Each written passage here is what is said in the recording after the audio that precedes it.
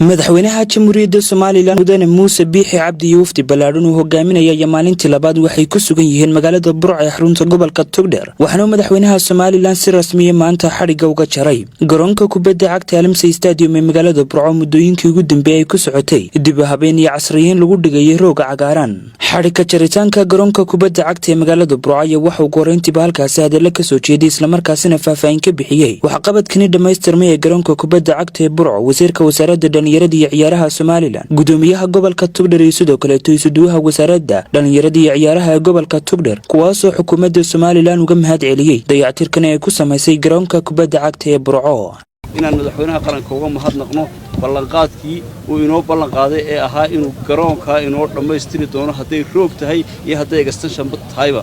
mudane madaxweyne maanta indhahaaga ku aragtaa garoonkii oo dhamaaday ballanqaadkaagii aad noo fulisay hadaan nahay reer Togdheer dhalinyaro iyo waayeel iyo maamulba waa kaaga mahadnaqaynaa runtii garoonkan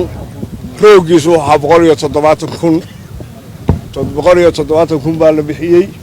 250 waxa lagu soo dhiray dhismihii 60 waxa lagu dhigay isla rooga laftiisa lacagta gashay waa $300,000 ku soo dhawow maanta waynu furaynaa uu dhameystiran yahay dhismihii lacagta dambaad ku dartay waa inta iyo goolaalka iyo taarka lagu wareejiyay iyo dhismaha inta damba lagu sameeyay aad buu dhameystiran yahay dhamaantood wada mahadnaqaya maanta waa maalin aad iyo aad u qiimo badan waa maalin farxad leh waa maalin runtii farxad u leh dhalinyarada reer Togdheer maanta stadiumka quruxda badan ee loo dhisay ilaahay baa mahad leh waxaynu ugu mahad celinaynaa madaxweynaha jamhuuriyadda Soomaaliland iyo wasiirka ciyaaraha iyo bahdiisa oo dhan oo isugu tagay barasaabka meeyarka iyo xildhibaanada ka shaqeeyay dhalinyarada maanta soo koraysa waxaan leeyahay marka aad kubadda ciyaaraysaan mar walad kubadda ciyaaraysaan waxaad xasuusnaataan geed beertaan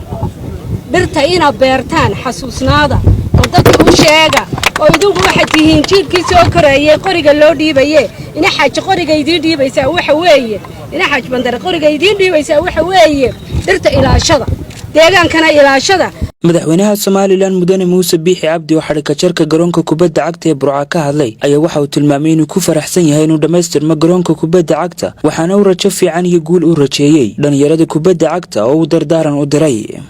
garoonka la dhismay waa qurux badan yahay insha Allah horumar ciyaar u keeni doono ciyaartooyga dhalinyarada mid baa ka doonaya ciyaaraha marka la ciyaaro maanta caalamka waxa magaca soo hooya waa ciyaartooy اعترافنا يكون عشان ولا شيء سياسي الأول والله عرّايا يلا عندنا الدنيا اللي هالجريو ما يفرح أنت هالجريو قوة إذا ما يخاف صومه ما يفرح أرض عايز يكون عرّا بكون عندنا يلا طبعا أنا إلا عشان يطبعا أو عيارتين كبد عيار أو سماء لنا وعارف هذا من البعض وحنا هذا في عنا أنا وعياره تدفع صدقنا ورتاك سؤال ما ويكون هذا أثرته marka ciyaartooyga doorta waajib aan saaranay kubadda waa ku daariyo waan gool banariyo ma waxa laga doonayaa inaad gaarsiiso heer caalami ayaan ka filaynaa oo laga doonayo midna waan ka doonaynaa qoladina dhalinyarada dhaqanka imka aan ku jiro ee xaafadda inaad qaabisa hadii kala ciyaartooydu qomaysan meel la gaari maysan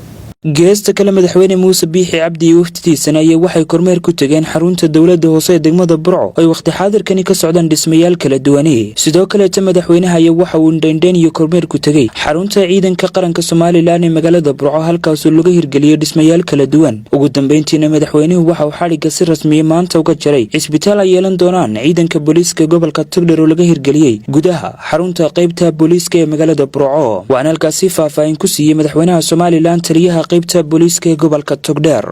isbitaal bay ka hirgeliyeen niman booliiska kala shaqeeya oo xalay warbixinteeda ku jirtay oo kamida booliiska kamida oo saraakiil ah